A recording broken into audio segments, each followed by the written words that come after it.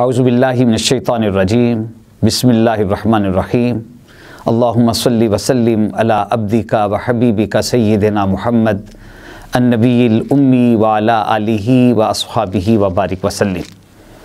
सामीन व नाज़रीन, आज का जो वाक़या, जो गुफ्तगू हम शेयर करने लगे हैं, आपकी खिदमत में पेश करने लगे हैं, ये रसूलुल्लाह के मदनी दौर का है। मदीना मुनव्वरा के इर्द गिर्द जितनी बस्तियां थीं, आप सल्लल्लाहु अलैहि वालैहि वसल्लम ने उन तक अपने सहाबा कराम के ज़रिए दीन की दावत दी। बहुत सारे लोगों ने दीन को कबूल कर लिया और जो नहीं करते थे फिर उनके दरमियान जिहाद के रास्ते से उनको कायल किया जाता।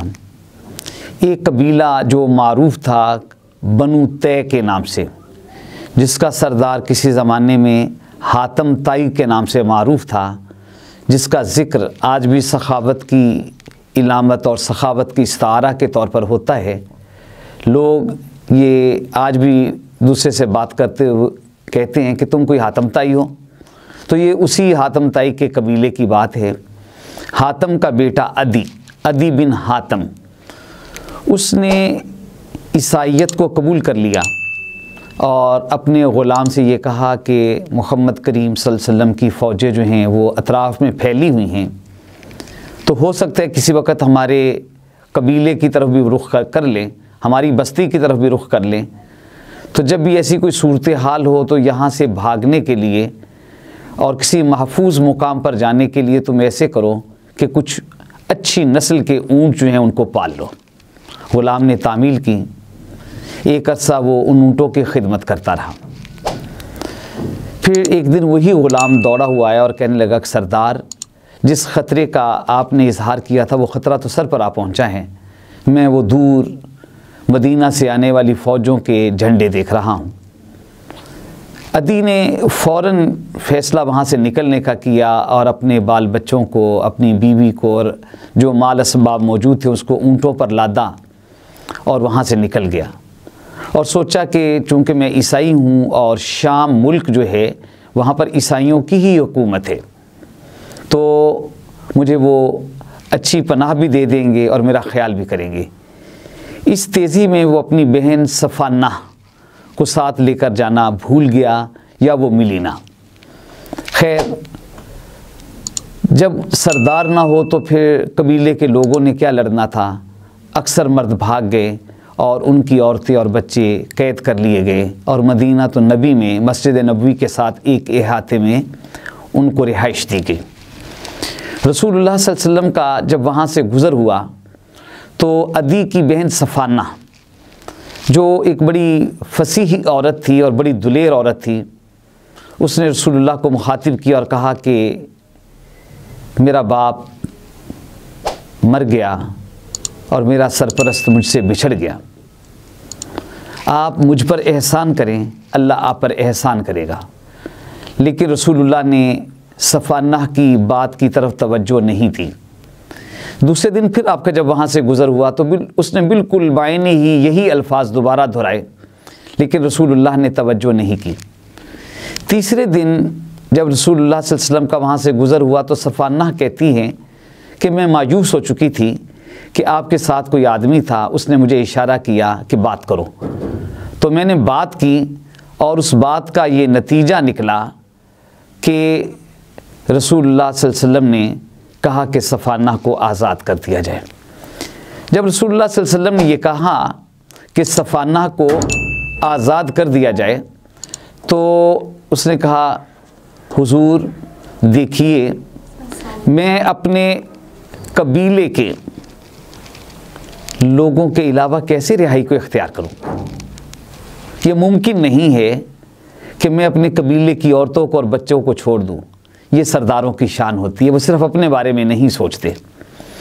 तो रसूलुल्लाह सल्लल्लाहु अलैहि वसल्लम ने उन सब को आज़ादी का परवाना दिया और कहा कि आप जल्दी ना करना, आपके कबीले का कोई मोतमद आदमी जिस पर एतमाद किया जा सके वो मिल जाए तो फिर जाना।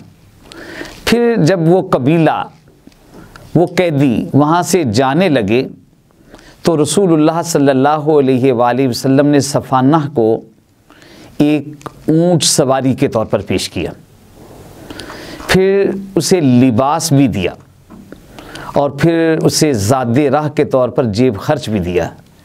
मैंने ये जाना है कि आज भी जब हम अपनी बच्चियों को घरों से वो जा रही हों, उन्हें लिबास देते हैं, चादर देते हैं, तो ये सोच लेना चाहिए ये रसूलुल्लाह की सुन्नत है।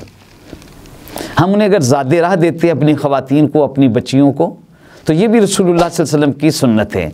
और अगर हम अपनी बच्चियों को उनके घरों तक पहुंचाने के लिए सवारी देते हैं तो ये भी रसूलुल्लाह सल्लल्लाहु अलैहि वसल्लम की सुन्नत है। और ये रिवायत आज से 1450-1500 साल पहले आपने कायम की। सफ़ाना कहती है कि मैं मुल्क शाम के करीब जब पहुंची और मेरे भाई ने दूर से काफ़िला देखा, तो मेरे भाई ने मुझे बताया कि मैंने दिल में सोचा हो ना हो ये मेरी बहन ही ना हो। और जब सफ़ाना अदी के पास पहुंची तो उसने कहा कि ज़ालिम, तू अपने बीवी बच्चों को तो लेकर वहाँ से निकल भागा, तुझे अपनी बहन का कोई ख्याल ही ना आया। तो उसने उसकी मिन्नत की कि मुझे कोई बद्दुआ न देना, जो हुआ है वो गलती हुई है। फिर सफ़ाना ने अपने भाई से कुछ बातें की। उसने कहा, देखो तुम्हें रसूलुल्लाह सल्लल्लाहु अलैहि वसल्लम से दूर नहीं भागना चाहिए। तुम उनके पास जाओ, अगर तो वो पैगंबर हैं तो हमें देर नहीं करनी चाहिए, और अगर वो पैगंबर नहीं हैं, बादशाह भी हैं, तो मैं आपको यकीन दिलाती हूँ कि उनका तर्ज़ अमल आम बादशाहों वाला नहीं है। बहन की हौसला अफजाई पर अदी कहते हैं कि मैं रवाना हो गया। रसूलुल्लाह मस्जिद नबवी में तशरीफ़ फरमा थे। रसूलुल्लाह ने मुझे देखा और पूछा कि आप कौन? तो मैंने कहा कि मैं कबीला बनु तै का सरदार अदी बिन हातिम हूँ। तो आप सल्लल्लाहु अलैहि वसल्लम ने मुझे साथ लिया और अपने घर की तरफ रवाना हो गए। अदी कहते हैं कि रास्ते में एक कमज़ोर बूढ़िया उन्हें मिली और उसने अपनी मुश्किलात और मसाइल आपसे उनके बाबत बात करना शुरू की। आप लंबी देर तक उस बुढ़िया की बातें सुनते रहे और मेरे दिल ने कहा कि ताजदारों का ये तरीक़ाकार नहीं होता है, ये बादशाहों का नहीं कि कमज़ोर, लागर और बेबस औरत के साथ इतना वक्त गुजारे। फिर रसूलुल्लाह सल्लल्लाहु अलैहि वसल्लम ने अदी को अपने घर ले गए और अदी कहते मुझे एक गद्दा पेश किया। ये चमड़े का एक गद्दा था जिसमें खजूर की शाखें और उसके पत्ते मौजूद थे। मैंने आप सल्लल्लाहु अलैहि वसल्लम की खिदमत में अर्ज़ किया कि आप इस पर तशरीफ़ फरमा हूँ। उन्होंने कहा, अदी आप बैठो। मैं उस पर बैठ गया और आप ज़मीन पर बैठ गए। फिर मुकालिमा हुआ और कहा कि अदी, तुम इसलिए इस्लाम से दूर भागते थे ना कि मुसलमानों के पास अफरादी कुव्वत नहीं है, आज की ज़ुबान में जिसे हम वोट कहते हैं। तो कहा कि अदी, वो वक्त आने को है कि जब मुसलमानों के पास इतनी अददी कुव्वत होगी कि बाबल के महल्लात मुसलमान फतह कर लेंगे। और फिर फरमाया कि तुम इस वजह से इस्लाम से दूर भागते थे ना कि ये हुकूमत कैसे कायम करेंगे।